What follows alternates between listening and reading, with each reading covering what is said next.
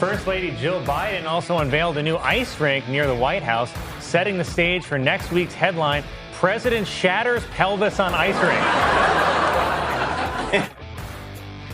I think it'd be funnier if you just broke his hip.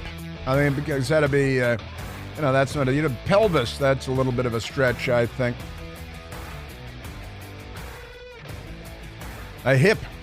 U.S. plans future of Gaza. Joe Biden, the colonialist. Colonial Joe. They love colonialism. You know, Hillary Clinton, not only did our Mayor Muriel Bowser from Washington, D.C. go over to the COP28 climate event in Dubai, which is a, male-dominated Arab Muslim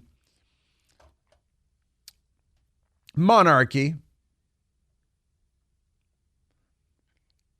But Hillary Clinton went there, too. She's a little bit of a monarch. Not the butterfly. Hillary Clinton went there and she complained that there weren't enough women there in Dubai and the United Arab Emirates. Every day they wake up and their brain is wiped clean. It's just like overnight, all knowledge is erased every night. And they wake up and they have to start from scratch. Wait, I forget, is Israel the bad guy here or is Hamas? I can't decide.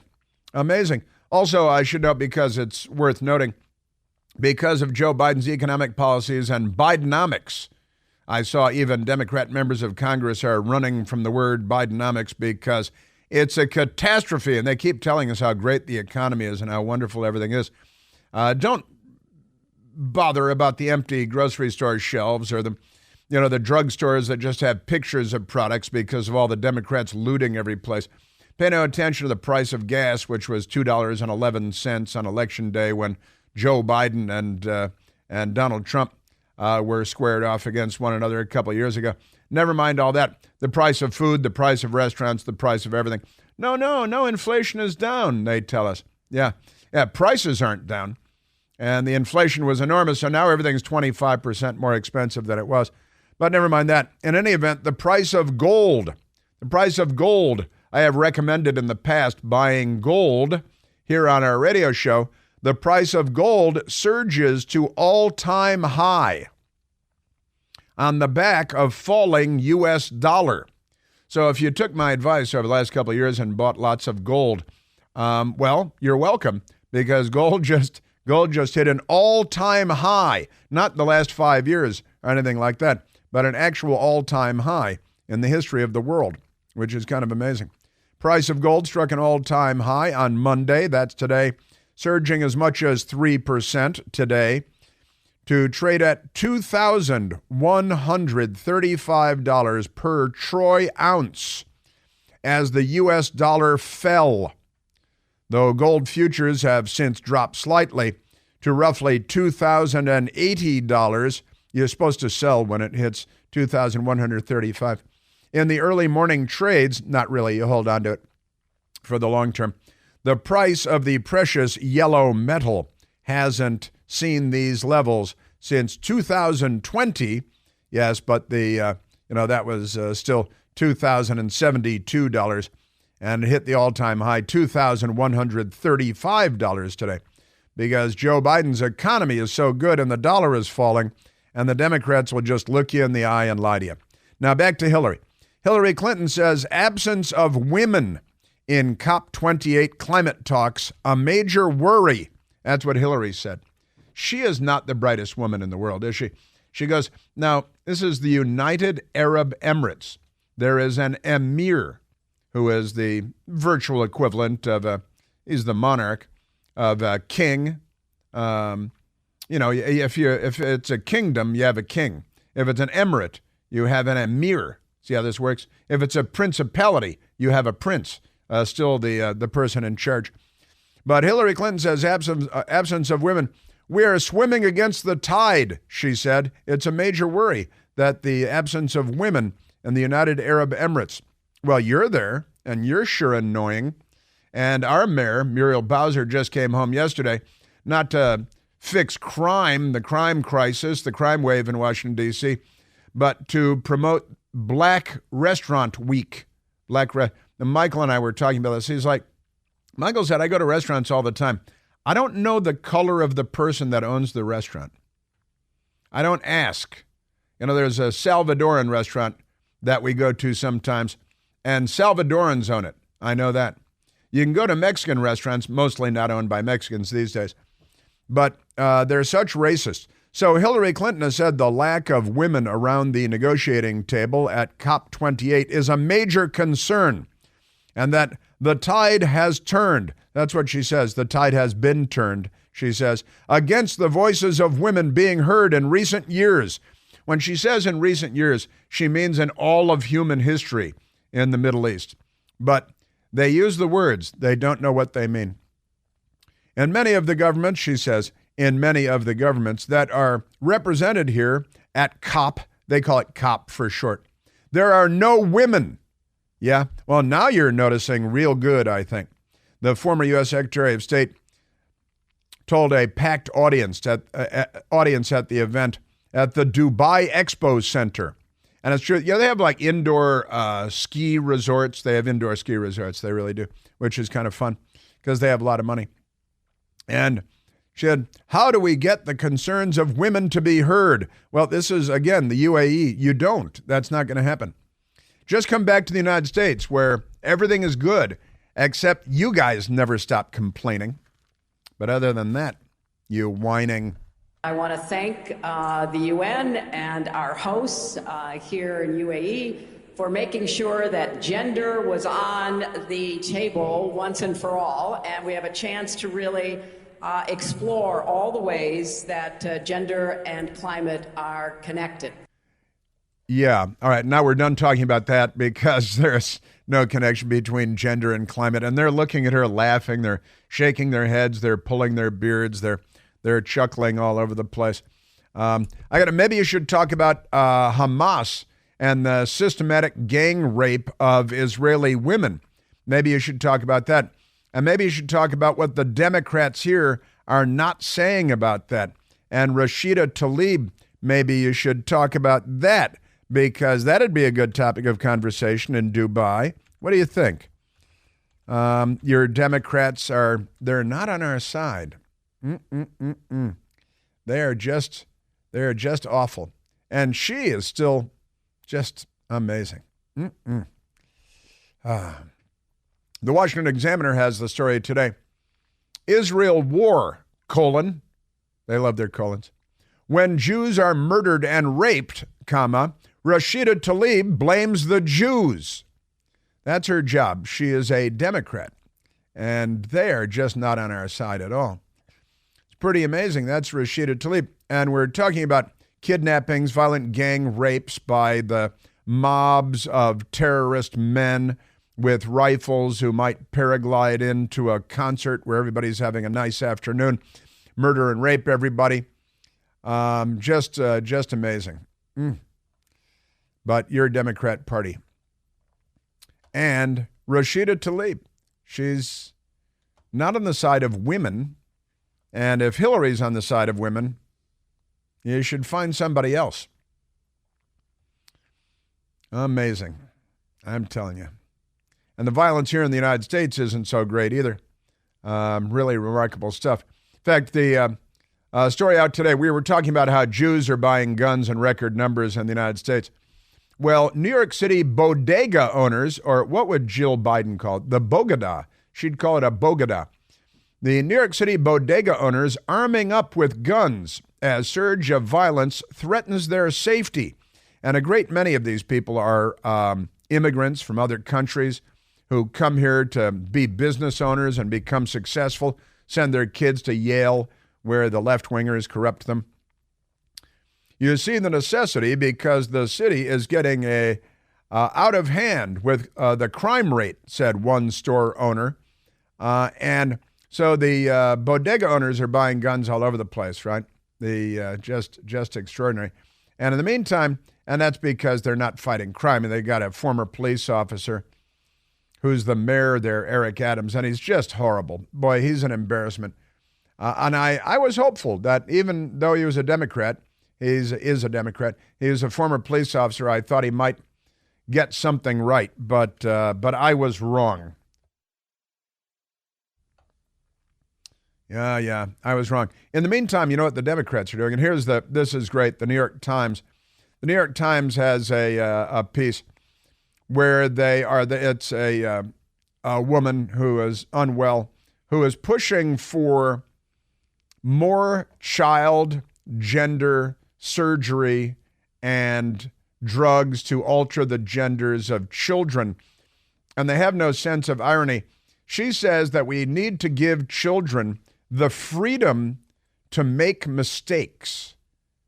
That's what she said. Now, you can make a mistake, steal a bicycle, or, skip school and get caught or something like that. But when it comes to severing your genitalia when you're 9 years old or 12 years old, or taking hormones that will mangle you physically and sexually for the rest of your life, that's not really what we're looking for the freedom to make mistakes. My mother raised 6 boys, and she, accepted the harsh reality that boys are going to make mistakes. I'm making quotation marks with my fingers, and we did. But when it comes to changing your gender, that is not kids making mistakes. That's something else altogether. But at the New York Times, they think that's the most wonderful thing in the world. Hey, kids make mistakes. We have to give them the freedom to make mistakes and sever their male genitalia or have their breasts surgically removed, young girls, when they're 12 years old, and take hormones that are not compatible with their actual sex, their gender, but never mind that. The New York Times columnist argues kids should be able to transition genders because they need, quote, freedom to make mistakes. That is a pretty amazing story. The New York Times loves it. An opinion columnist, Lydia Polgreen, and Lydia Polgreen argued Friday in the New York Times that they really need, because, this woman makes the most insane comparison. She says in the article, and the New York Times cleared this, they got rid of their editorial page editor for allowing Senator Tom Cotton to publish a piece. But this woman was allowed to publish a piece, and nobody's going to be fired.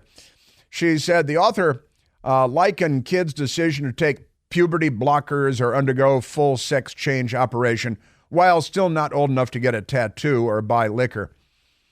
She compared to the decision that she made when she was in middle school to quit the swim team. That's what she said. Well, I quit the swim team, and it wasn't really the best thing for me, but, I had the right to be wrong, she said.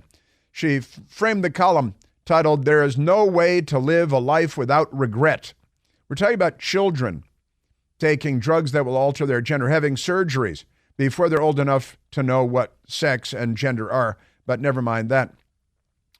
And she likened the decision kids to take puberty blockers. If boys take puberty blockers when they're prepubescent, they will never have a sex life of any kind.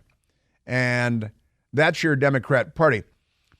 She said, puberty blockers undergo a full sex change, just like when I quit the swim team in junior high school, middle school. Isn't that amazing? That's your Democrat Party. And she says that this is all about the ability to be human, right? It's just like that, right? Because the freedom to make mistakes is core to being human. That's what she's arguing for 9-year-old kids, 12-year-old kids. Surgery, hormones that will alter them forever. And the New York Times is pushing it. You know why? Because they're Democrats and they're sexually demented.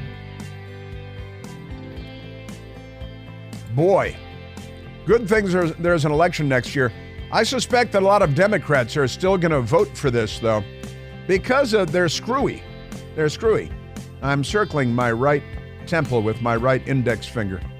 Screwy, I tell you. But every once in a while, I make a mistake.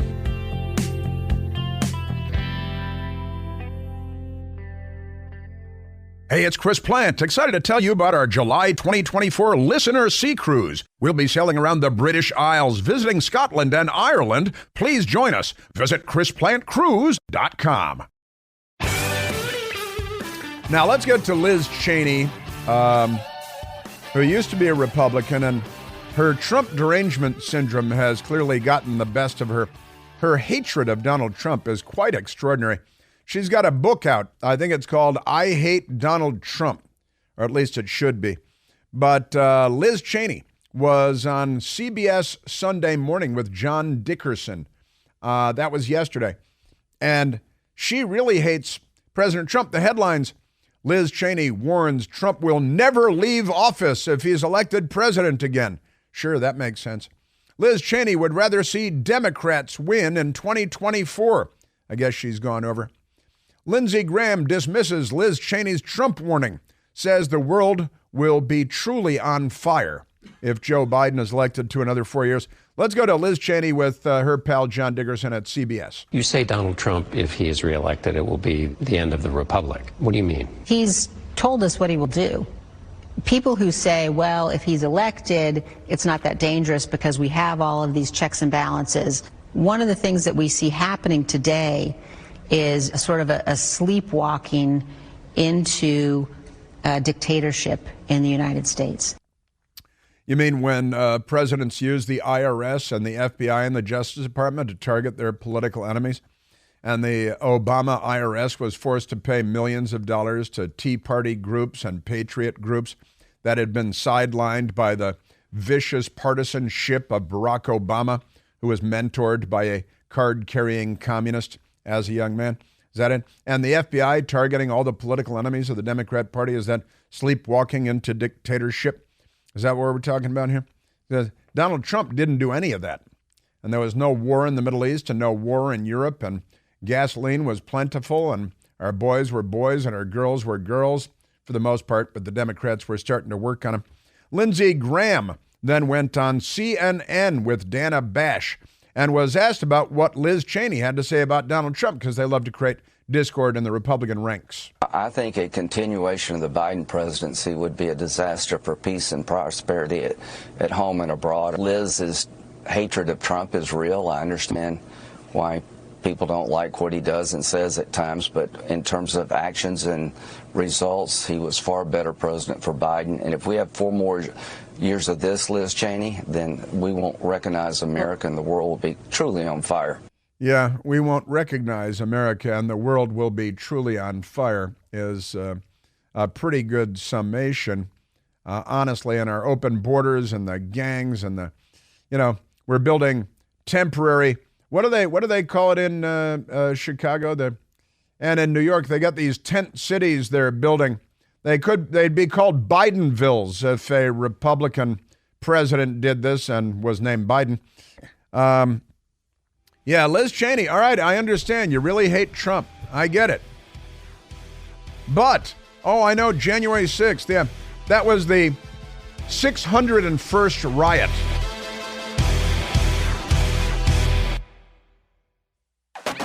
Now, Pramilla Jayapal is a Democrat congresswoman and a radical. Another story I'm not going to be able to get to too much, but the New York Times has done a story. They did a story over the weekend about a couple that is living small.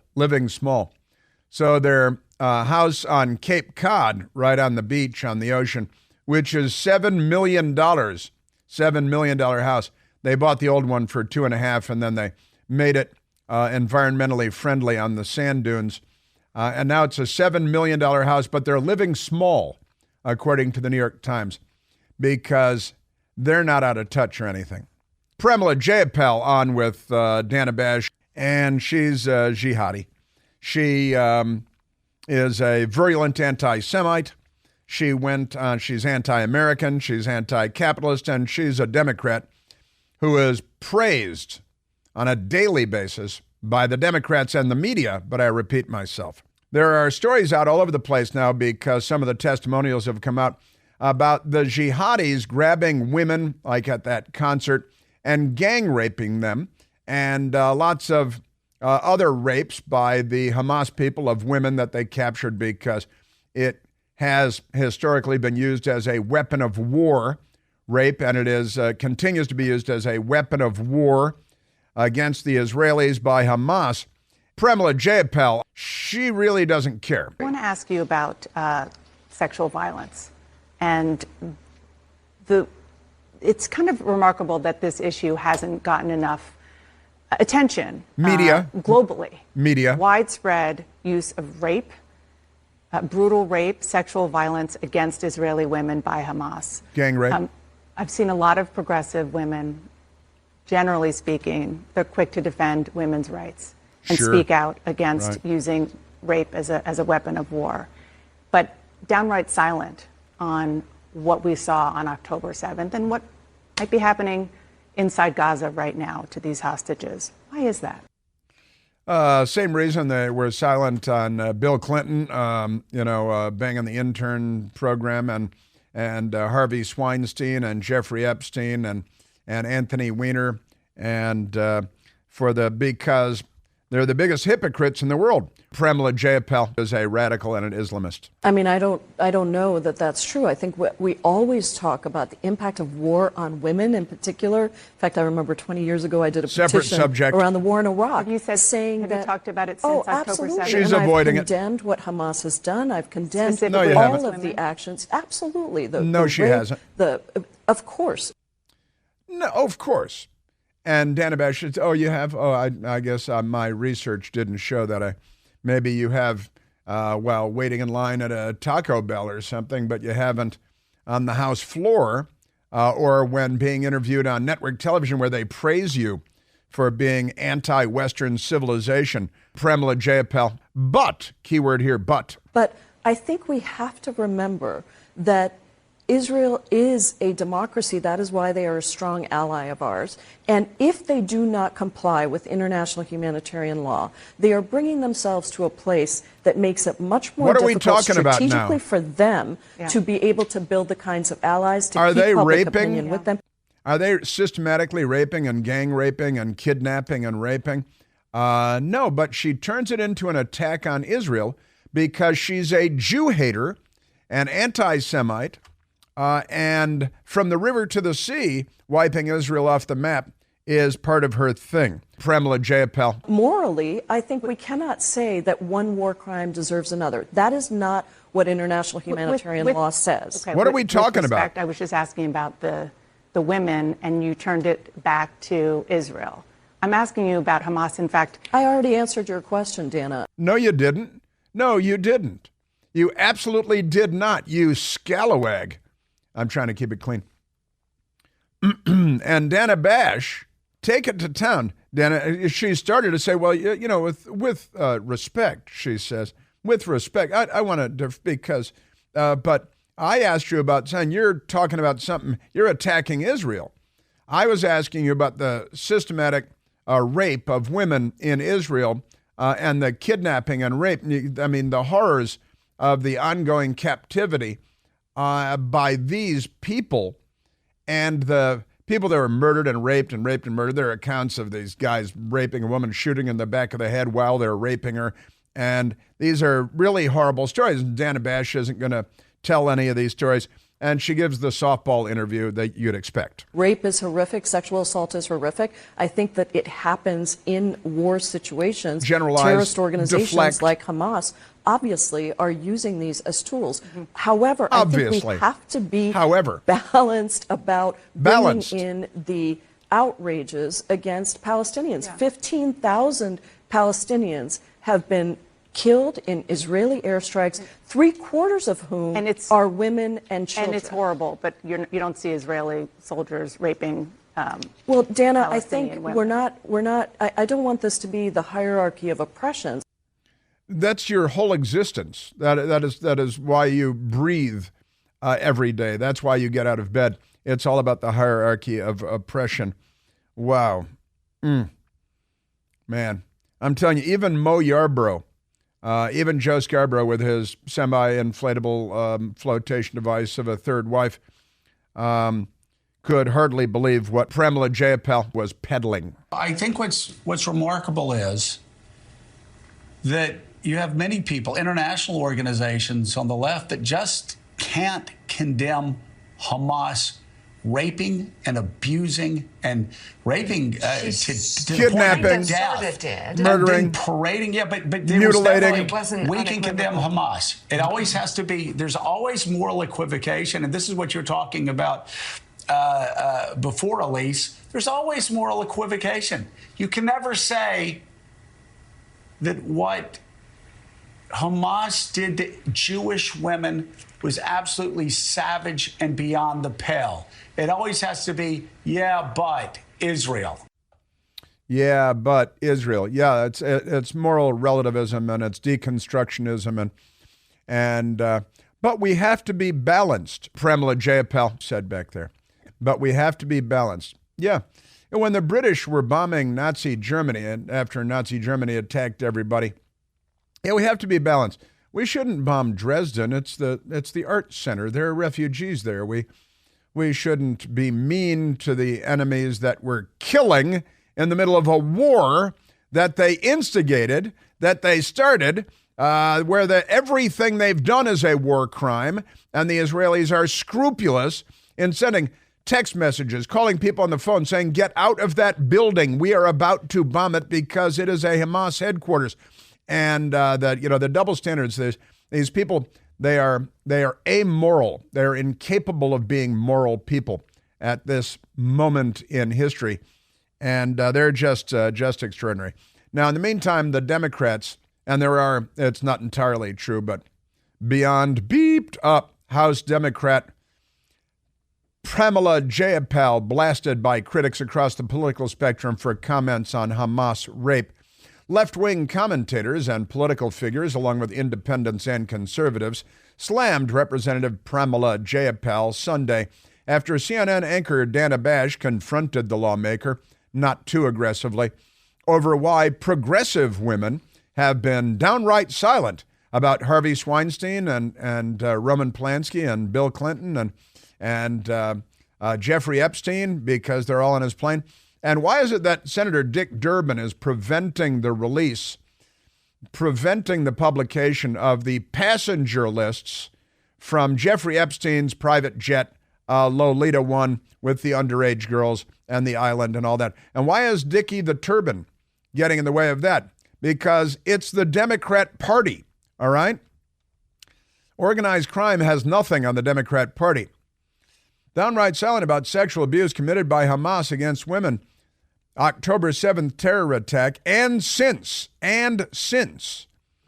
hostages, rapes. This is, the kind of stuff that we make nuclear weapons for, honestly.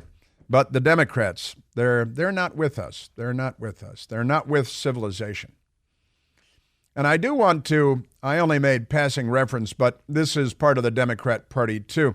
There will be no menorah ceremony, no menorah lighting in Virginia because of the fear of the mob, and it's the left-wing mob that they fear.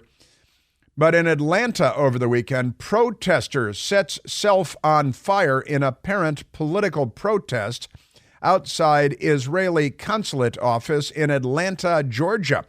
A Palestinian flag was recovered at the scene. That's because the person, and we didn't learn until yesterday, a woman went to the Israeli consulate in Atlanta, wrapped herself in a Palestinian flag, set herself on fire. A security guard there tried to prevent her and tried to put her out. For his efforts, he was burned severely on his hand and arm and his leg as well. And the family of the security guard has spoken, and that's the only reason we learned that the person setting, and every news story said themselves setting their self on fire. She set herself on fire. The fire engulfed Harris, the security guard, as well. Just amazing stuff here in Atlanta, Georgia. This is the third worlding of America. My brother is doing well under the circumstance, said Douglas Harris, the brother of security guard Michael Harris, who was also severely burned. And the woman is alive. She set herself on fire at the Israeli consulate in Atlanta, Georgia. Security guard tried to save her, may have saved her because she is still alive. But as far as I know, we don't have a name or, is this a Syrian refugee that we took in? Is it a Democrat convert to Islam? Is it even a convert to Islam or a Muslim, or is it just a Democrat? Because a Democrat set himself on fire, self-immolated on the plaza in front of the Supreme Court last year on Earth Day, and it took him, I think, 3 or 4 days to die of his injuries. A horrible story, obviously. And that guy was a Democrat from Colorado that self-immolated there. Just insane. All right, and let's go because this is pretty wacky, too. The Muslim community in Dearborn, Michigan is very big and powerful and sent a crazy representative to Washington. A lot of Muslim immigrants from Muslim countries, Arab countries, and other Muslim countries. And absolutely amazing. But they had a press conference over the weekend, Muslim leaders in Dearborn, Michigan, saying, hey, if we don't vote for you, you're going to lose the state of Michigan and you're going to lose the presidency. Dearborn, Michigan, Democrats, Muslims, Arabs mostly. I'm here to tell you, Mr. Biden, that on behalf of the Michigan Muslim community, we will not be voting for you either in the primary or in the general election, simply by not calling for a ceasefire. I'm reminded of our T-shirts and coffee mugs at the Chris Plant store that say, remember normal. Remember normal. But the Democrat Party, they are not normal, and they're not on the side of normal. There was an attack in Paris by a jihadi shouting Allahu Akbar, left one dead and several wounded while stabbing people like a mad person because that's what they do. Dearborn, Michigan, the Muslim press conference. Families and children are being wiped out with our own tax dollars. Animals. And animals? Families and children are being wiped out. Well, that is a side effect, not the sole objective. The sole objective of the attack on October 7th and the sole objective of Hamas is to kill all of the families, all of the children, and the entire country. And no other Arab country will take you at the Dearborn Muslim gathering. We will change the vote. We will swing it. And we won't be standing with you this upcoming election. Thank you. And we won't be standing with you come the election. So there is the Muslim community in Michigan. It's happening in Minnesota, too, threatening Joe Biden. Key swing states. The Democrats are in a panic, so they've got to go full jihad. Muslim Americans in swing states launch anti-Biden campaign. The radical left-wing Axios headline. And they're threatening him, make no mistake. This is soft jihad. This is social jihad. We will make sure you don't win elections. Swing state Muslims vow to ditch Biden 2024 over his war stance. You got to be more pro-Hamas or you're going to lose the election. America is on a razor's edge. Lindsey Graham was correct when he said 4 more years of Joe Biden and we will not recognize this country. Allah isn't that Akbar after all.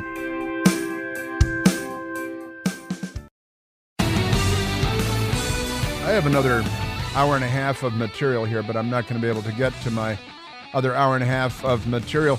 You'll have to check out our Newsmax show, The Right Squad, at 10 p.m. Eastern.